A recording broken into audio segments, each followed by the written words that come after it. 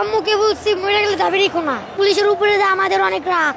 কেন রাগ কেন এত? আমার ভাইকে মারছে, মারা গেলে গেছি, ওদের গুলিকে আমরা ভয় পাই না।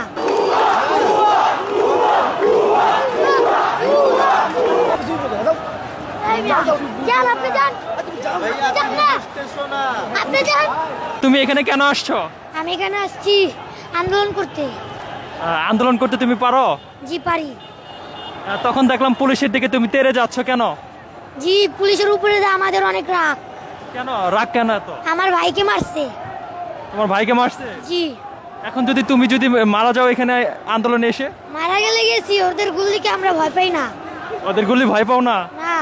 তখন তোমার বাবা মাকে কে জবাব দিবে? আমার বাবা মাকে আমি বুঝলাই আসছি যে মরে গেলে আর দাবি রেখো না। তোমার আব্বু আম্মুকে কি বলছো? আমার আব্বু আম্মুকে বলছি মরে গেলে দাবি রেখো না। মরে গেলে দাবি রাখবেন এটা বলছো?